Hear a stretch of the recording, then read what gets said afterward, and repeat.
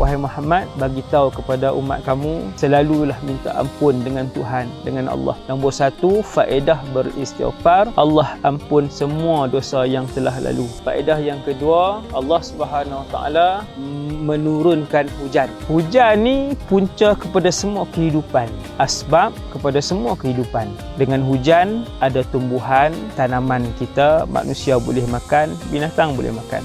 Dengan hujan ada bekalan air untuk minuman, untuk digunakan untuk kebersihan.